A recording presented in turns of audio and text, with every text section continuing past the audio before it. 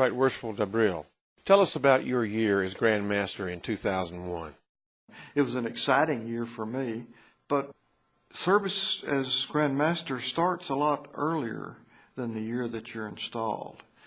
I was talking with Deputy Grand Master Tom Griffin recently, and he indicated how busy he was, how frantic it was this time. And I've told many Grand Lodge officers that the year's Deputy Grand Master is the most intensive.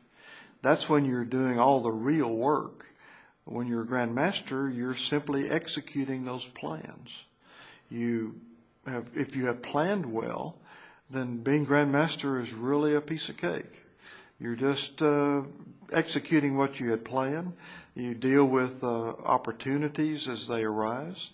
And there are never any problems, but there are opportunities and changes of plans and adjustments as you go along. It is said the Grand Master rules the Grand Lodge. Is this the right expression to describe his authority? Serving as Grand Master is not ruling the Grand Lodge of Texas. It is serving. And I believe that serving in any office in any organization, Masonic or otherwise, is an opportunity to serve that organization, to promote that organization, to develop its activities, organize it in such a way that it can be an effective organization. I've always been an organizer and a planner. I'm a computer nerd by training, and therefore I've always been organized to a fault. So it's very natural for me to organize things. Tell us about the new programs that came about during 2001. We had several innovative programs that we started in 2001, and some worked and some didn't work. My greatest pride, of course, is the Internet Committee, which was formed for the first time in 2001, ably led by Dick Brown, I might add. There were a bunch of fellows that worked behind the scenes. They built the very first comprehensive website for the Grand Lodge of Texas. And also in 2001, every lodge in Texas had its own website. The Internet Committee made that happen. It wasn't something that I did. It was something that they did. We had a grand historian for the first time, and that lasted 1 year. It wasn't a continuing program, where the Internet Committee really did last, and it's flourished since that time. We had a committee for innovation in computer facilities to help with lodge record keeping. Didn't get much done in 2001, but the same group of guys finally got a lot done in 2002 and 3. So we planted some seeds there that came to fruition. We focused on Texas history in 2001. We emphasized the historical observances, the Alamo, the Goliad, and finally San Jacinto. We made a big deal with San Jacinto. Of course, we had our traditional meeting at the Alamo, and as you know, Masons on the Alamo Day meet at the Alamo, and they memorialize those Masons and other men who died there. We were fortunate in 2001 that the Lord gave us rain that day. It was very dry in the Bexar County, and they welcomed the rain. It changed our plans. Most of our ceremonies were performed in the San Antonio Scottish Rite because of the rain. We followed that with Goliad on the 21st of March, which is always a great celebration, memorializing the loss of all those good men as they fought for Texas independence. And then for San Jacinto Day, we had a great celebration. We were able to partner with the San Jacinto Association. We had men that worked on that committee for that celebration, and we actually participated with the San Jacinto Association for the San Jacinto celebration. We had a number of many Masons there, clothed in their regalia and their aprons, and we talked about those Masons that fought at San Jacinto. Now, I felt strongly about San Jacinto because I had a relative that fought at San Jacinto. which my Masonic roots go way back, and I've always been interested in Texas history and, of course, Masonic history also. Were there many cornerstones laid during your tenure? We laid several cornerstones during 2001. It was a banner year. I don't know the exact number, but we had cornerstones on many federal buildings, on jails, courthouses. But one of the more memorable was the releveling of the cornerstone at Baylor University. It had been leveled, I think it was 50 years before, and we re-leveled that cornerstone. They opened the time capsule, and cataloged all the items that were in that original cornerstone. We then resealed the time capsule, created another time capsule, and re-leveled that cornerstone. It was an exciting time. Did you receive any honors from groups during your year as Grand Master? It's funny that you talk about honors. When you go to speak at any kind of celebration, they'll often present you with the key to the city or some other information like that. And I consider that a presentation to the Grand Master. It wasn't done for me, because I just happened to be there as Grand Master. There were many celebrations throughout the year of lodge anniversaries. We did a lot of lodge installation of officers. Lodges install their officers after the 24th of June and before the end of July. I was reminded of one recently in Fort McCavitt when we installed 18 lodges at the same time. On the Fort McCavitt grounds out, if you know, is out in West Texas. It was a great day, and as Grand Master, it was quite an easy task. You might think that installing that many lodges would be difficult, but it was easy for me. It was the Grand Marshal who had the problem, because, the installing marshal presents the worshipful master at the altar, and he had to go scurry around and find the worshipful masters, and then he had to present the senior wardens. And of course, those lodges out there work together, and there are many interlocking and exchanged officers. So it was reasonably frantic. It was the first time that they had all gotten together for a picnic, had a barbecue dinner that was wonderful, and then had that installation of officers. I talked to one of those fellows that I installed in '01, and they said they have done it a couple of times since, but never with that kind of crowd.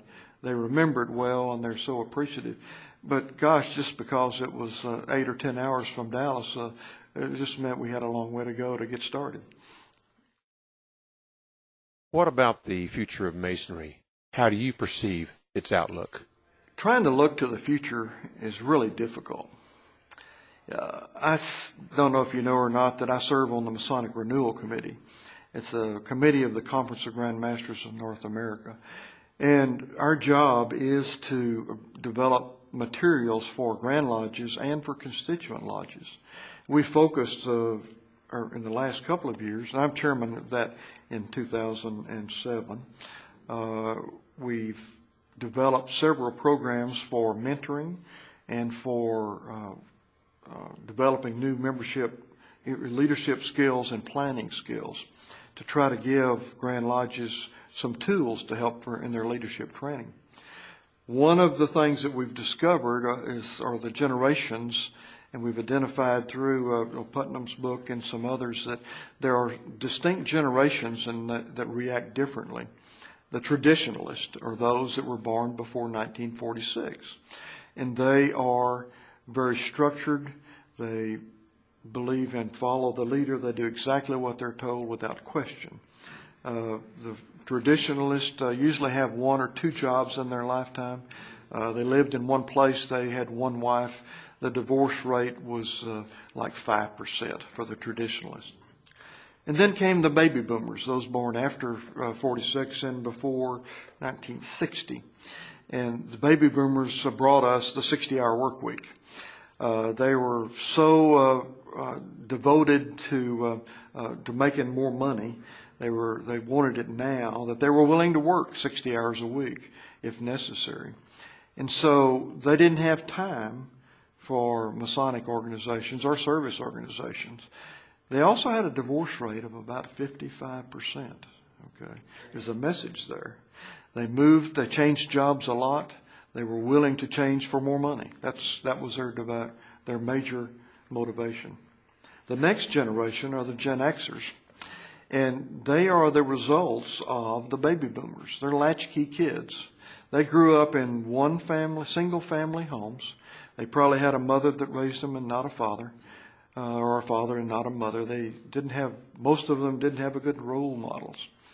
So they were very interested in self-development. They were very independent, but also they were interested in helping other people. Then the next generation, those that are turning 20 right now, born after 1980, 81, are called the millennials. And this generation is a result of the latchkey kids, and they were brought up with the importance of the family. They had more two-parent families, and so they had a better structure to grow up in. Plus, they want to put something back into the community. Long story, I know, to tell you that I think the future of Masonry is fantastic in the next few years. We are about to receive the benefit of this new generation.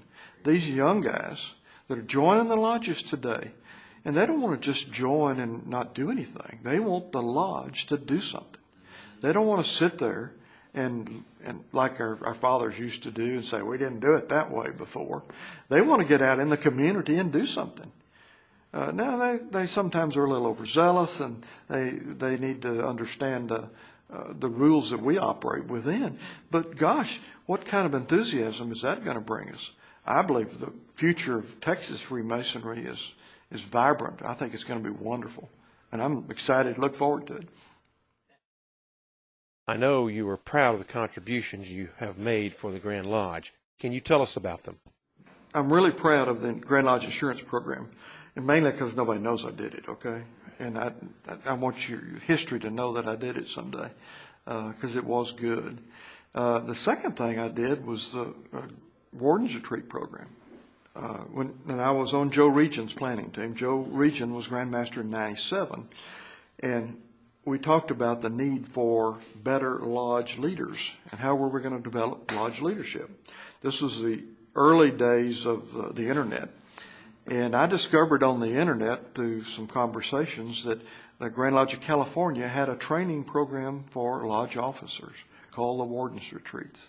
So I called California and found out about it.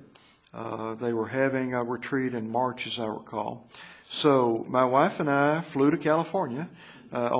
We didn't do this at Grand Lodge expense. We just went out there and made connections. We registered, stayed at just like all their other lodge officers, and I went through that Warden's Retreat program. It was a great program. Stan Casno was a past Grand Master, was the one who was running the program at that time. Became good friends with Stan and Gloria, and still to this day correspond with them. But they were open. They were willing to share everything. So we brought all of their material back, talked to Joe Region in planning this, and he blessed it. We were preparing to do the Warden's Retreat program. We decided we would do one retreat and see how it worked, and we would do it in August of the following year. Bob Walker was then Grand Master and said, why are you going to wait till next year to do it? I said, well, we need a while to get ready for it. And this was March or April of the year before. He says, well, you can do it. And so Bob Walker said, I want you to do it this year. So we did. At his insistence, we did the first Warden's Retreat in Dallas. It worked well, and we copied essentially most of what California did. Now, we changed a few things. We involved the Grand Lodge officers more because we thought it would strengthen the retreats. And the Grand Lodge line officers supported it. The following year, we added Houston and San Antonio. We then added West Texas, but we molded that program over the years, and so today they're doing 6 retreats a year. But the origin of it was a California deal. We went back to California in 96 to go again to the retreat, because the first time you see something, I can never remember it all. So we went back and saw it again. They had made a few innovations in their program. We brought those back. And it's essentially the same program we have today. Now, when Mike Wiggins took it over, whatever year that was, 02 or 03, I think, Mike did some magnificent things with the retreat. After Mike Wiggins was chairman of the Masonic Education and Service, the teams that followed him have continued to improve the retreats, and I think it's better today than, of course, when we did it originally. It's been a great educational tool, and it's training about 300 new lodge officers a year, and that's really great. Tell us how Masonry has touched your life. Well, to talk about myself is always uncomfortable, but I am married. My wife, Marlene, is currently serving as the Supreme Deputy of the International Order of Rainbow for Girls in Texas. So she's essentially responsible for the Rainbow Girls in Texas. I joined the lodge because of Rainbow Girls. When I was 18, I was a D Malay when I grew up in Big Spring, Texas. I grew up when you could see places out there out west. My dad was an active Mason, and I was a D Malay, served as master counselor of my chapter. When I turned 21, my dad gave me a petition, and I didn't have time for that. I was attending the University of Texas, got married, still didn't have time. When we moved then to Dallas after college, I went to Boston, Atlanta, came back to Dallas, and at that point, my wife joined the Eastern Star because her dad was a Mason, and so she joined the Eastern Star so that she could work with the Rainbow Girls. My oldest daughter then joined Rainbow Girls, and I couldn't go. Although my wife and I had worked with the kids at church, we were choir parents many times, and so we were always involved helping the kids. When she joined Rainbow, it occurred to me that, I was told I couldn't come because I wasn't a Mason. And I said, well, maybe Daddy was right. And so I then decided that I maybe ought to pursue that. It happened at the time that I was chairman of the finance committee of my church in Richardson, and the treasurer of the church, Ellis Clark, was a good friend, and I knew Ellis was a Mason, and so I asked him Sunday about being a Mason. And this man almost cried. He said that I've been hinting to you for months and months, but see, I don't hear hints. I've never heard hints. And so I finally asked him the right question. He got me a petition, petitioned Richardson Lodge, and was surprised to find all the people I knew that were members of that lodge. Joined the lodge, got involved immediately. Of course, I joined it because of Rainbow. I wanted to go to Rainbow. I didn't want to be a Mason necessarily. So that's why I joined. So that's my first involvement. I was an officer the next year and progressed through the line of officers at Richardson Lodge. So, and had a lot of accomplishments as master of that lodge. A lot of the changes that we made back then, you've heard the expression that we've never done it that way before. They said that when we started publishing a monthly bulletin at Richardson. And they said that when we started having a meal at every stated meeting. But they do that all the time now, and that was 79, so I guess it must have been okay. So then working for Grand Lodge was also been a fun thing for me. I started actually in 88, 89, when Leonard Harvey was Deputy Grand Master, was preparing to be Grand Master, and I had talked to him many times. I worked in the insurance business since I got out of college, so I was familiar with insurance. It was Leonard's vision that we form an insurance committee in Grand Lodge to be able to purchase, for the lodges to purchase insurance for their lodge buildings. And so in 89, when he became Grand Master, I was appointed to the committee, Special Assignments Committee, and our special assignment was to develop an insurance program for Grand Lodges. We worked on that actively. We didn't get it finished in 89. One of my great failures, and I didn't finish it for Leonard. But A.D. Hanna was the Grand Master in 1990. He reappointed the same committee, and we did accomplish that. In 1990, we established the Grand Lodge Insurance Fund, and that program is alive today. We were able to buy insurance through insurance companies collectively at a lower rate than lodges could buy it individually. So it's been that was, I thought, a great contribution. Really enjoyed doing that because it's one of those behind-the-scenes things also. In 1991, and I was a district deputy, by the way, in 1990 for A.D. Hanna, who was Grand Master that year. And it was a great job to be a district deputy. In 1991, J.P. Vogel was Grand Master, and they decided at the last minute to change their Grand Master's conference programs. And he called Leonard Harvey and asked Leonard to do a program on endowed memberships. And he asked me to do a program on the Grand Lodge Insurance Program. So I put together a PowerPoint, and of course in that age it was pretty early for PowerPoints. And Leonard Harvey and I traveled the state with J.P. Vogel doing his conferences. And I really enjoyed that because it was, again, a way to work in the background. My good friend and mentor, Joe Regan, was active with Bob Snell, who served as Grand Master in 93. And I was invited to serve on Bob Snell's planning team. Just loved doing that. It was one of the greatest things. The state coordinator for that year, for 93, was Mike Nanny. You may remember that name. He had two assistant state coordinators, Vernon Burke and myself.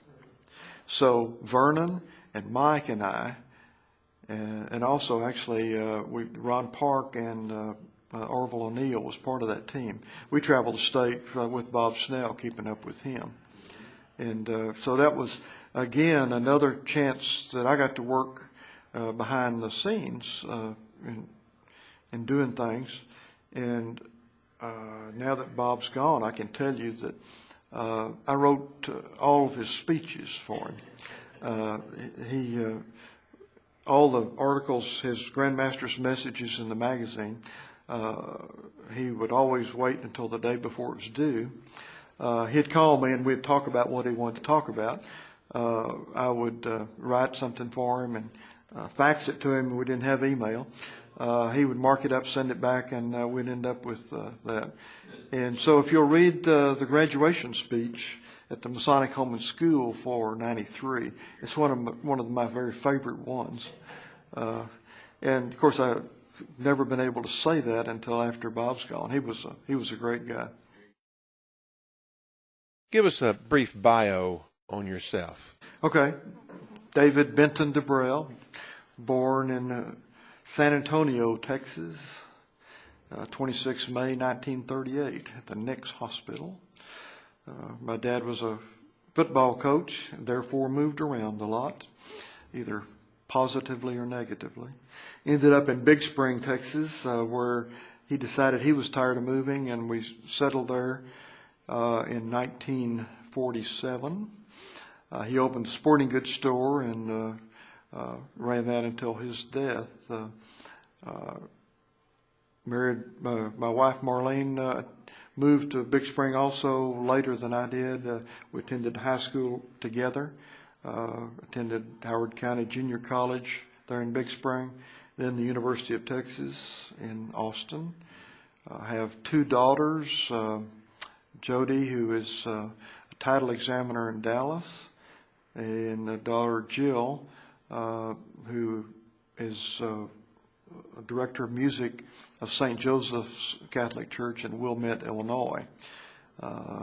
Jill is the educated one in the family. She's got her bachelor's in mathematics, her MBA from TCU, her organ performance bachelor's from TCU, her master's in music theory from Rensselaer University, and finally her doctor of music performance and organ performance from Rensselaer University.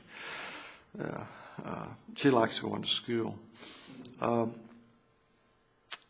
I worked in the computer business all my term of my working life for insurance companies in Dallas, and I worked for Honeywell in Boston, an actuarial consulting firm, Bowles and Tillinghast in Atlanta, back to Dallas for a computer software company, Logic Incorporated, which I sold in 1989. Worked as an independent consultant, discovered that was way too much work. Then went to work and ran an insurance company's IT department for about 12 years. And being an employee of a company allowed me the time to do my Masonic work, where I couldn't as an independent consultant. So, I didn't hear your lodge. I was raised in Richardson Lodge number 1214. I'm still a member there, an active member there. I'm a member of, also a member of Knox Corinthian Lodge, which we moved to Richardson in 1997. It was a lodge in Knox County that was dying in Mundy, Texas. We moved the lodge to Richardson to form a daytime lodge. We needed a daytime lodge for community involvement and conviviality. So I was past master of that lodge also. Then we moved to Knox Corinthian downtown because there were so many people from Scottish Rite Hospital that became involved that it was more convenient for them. So we moved it downtown. And then we resurrected Eagle Lodge and it still meets in Richardson. I'm a past master of that lodge also. And endowed member. Full member of the Texas Lodge of Research. Served as excellent chief of the Knight Masons. Served as master of AMD in Dallas. And I'm currently the puissant sovereign of St. Mark's Conclave Red Cross of Constantine in Dallas. York Rite College? Oh, yeah, York Rite College, all those things.